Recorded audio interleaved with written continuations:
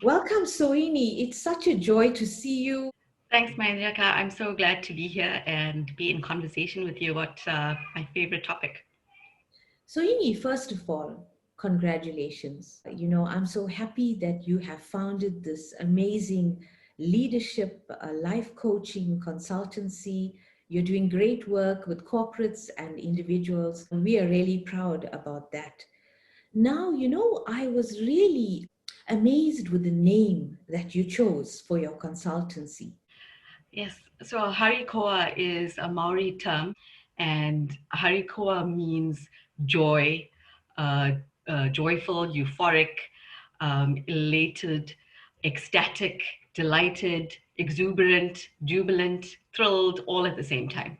How does this particular meaning of this word resonate with the ethos of your consultancy? I connected immediately because that's what I wanted to my clients to walk away with. And it's deeper than just, happiness. Joy is connected to meaning and purpose. And that's what I wanted for them in their work and in their personal lives. And that's what I want for myself.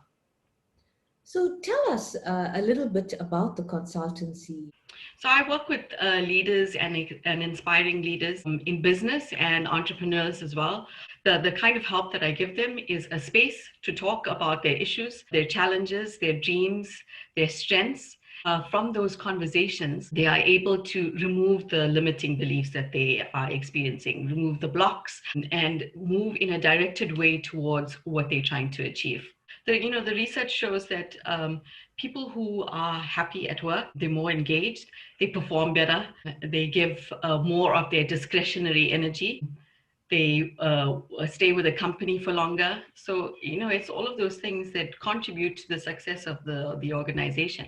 But it starts with and ends with leadership, right? It's leadership is all about relating to people. It's not about one person and what their talents are and what they've achieved. It's about how they are able to raise the other people up. Yeah, it's about uplifting the team. If they have the right vision, the right mindset, and also sincerity to really find the strengths in their employees, it would work wonders for that company. How would you go about it? Where's the starting point? And how would this whole process of coaching leaders unfold? So coaching is very much about whether you're ready to be coached and understanding that have to be open and vulnerable, and we would take it from there. You left a highly successful corporate career. You had high profile management positions in Rand Merchant Bank in South Africa. What made the sudden change? It's weird to think about R&B after such a long time. I was sent to this Happiness at Work conference, and that's when I first heard about positive psychology. And Tal Ben Shahar was one of the positive psychology researchers and scientists that were presenting at this conference. And I was just taken by his view on how life could be. And, Then another speaker was speaking about how people in corporates are working towards other people's dreams. And once they find their own, then they move out and forge a road for themselves. And that kind of stuck with and planted that seed of what do I really want to do with my life. And then on a leadership development program, I think it was a year after that, I had made the realization through coaching and through going through that program that I was ready to move from South Africa to Scotland, and that was the big change. So the career change seemed effortless after making the country change. And this now brings me to another very interesting question, Sohini. There are Yeah. lots of people that have the good fortune of being, interacting with the leadership coaches like yourself. But essentially, the individual being coached has got to do some work on themselves to rewire their whole thinking process. Yes. So, I mean, absolutely, the work is all up to the individual. Coaching is just the first step in recognizing that there is work to be done. When you want to make a change in your life, you'll realize that in order to make that possible, there's some sort of personal transformation that you have to go through. And a coach just helps you through the process. The change is embodied, so you have to actually take action on your own in your life.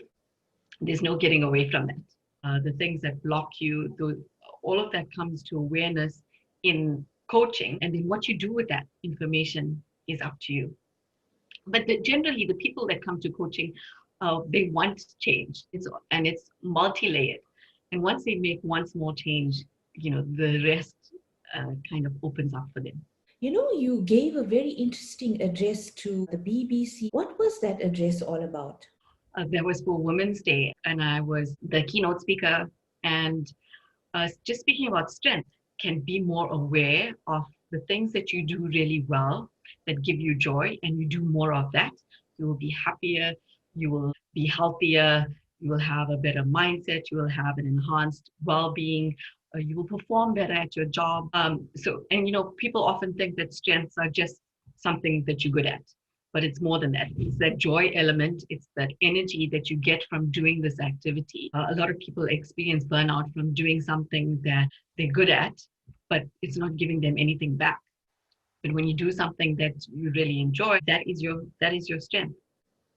So, there's a lot of team building involved in the kind of work that you are doing.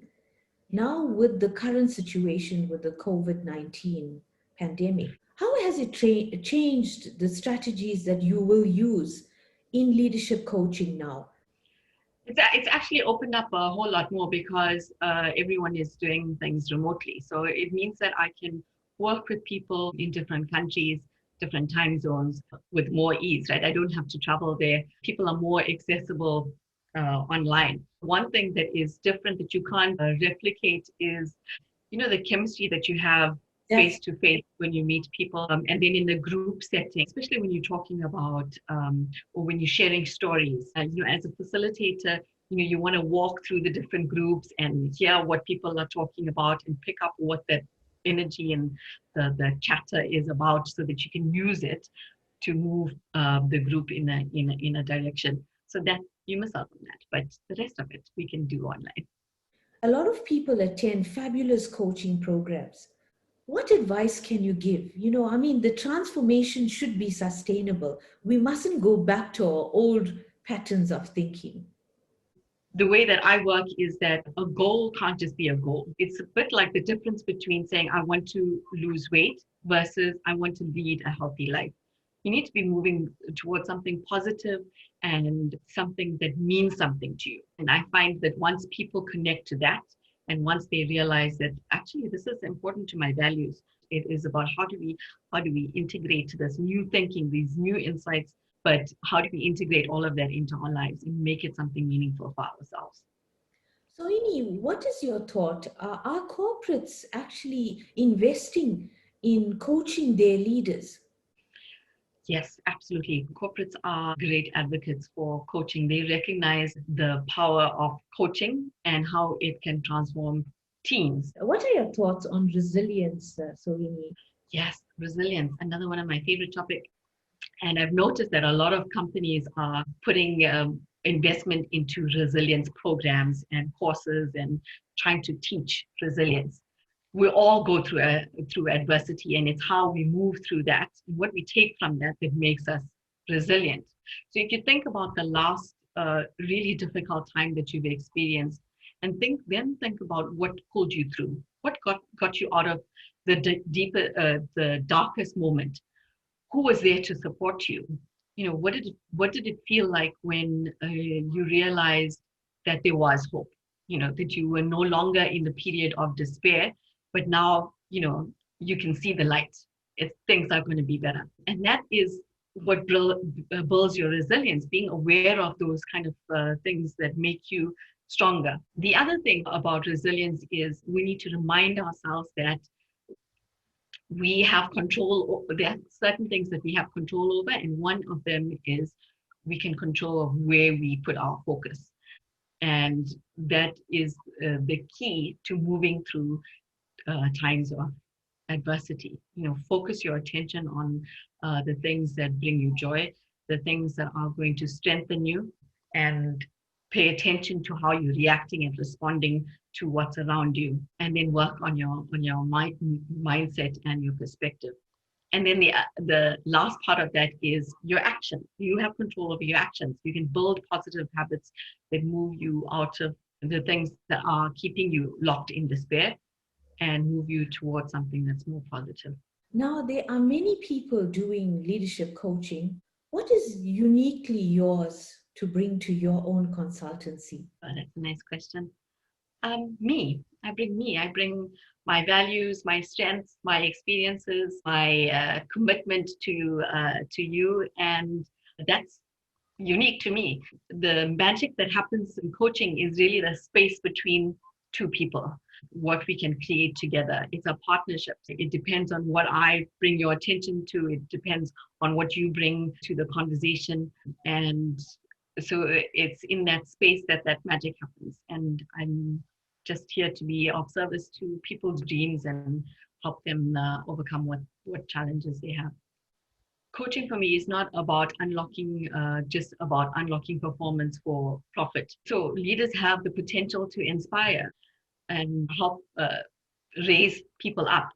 So I'm interested in working with people who are about that, who care about other people and who care about the planet. What are your plans for Harikoa for the future? The best way that I can change the world is to help leaders be better at their job, be better and more impactful in their role, be more courageous. What are your parting thoughts?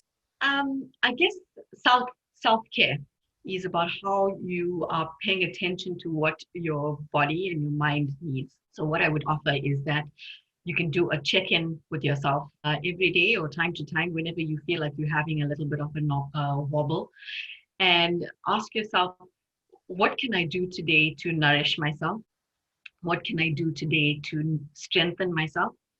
And if you just give yourself a chance to think about what you need and then respond with love and care for yourself, then that will get you through some difficult times now. Sohini, thank you so much for joining me today. Harikoa is 1 year old. I do wish you everything of the very best. Thanks, Mahen, for your well wishes and for this amazing conversation.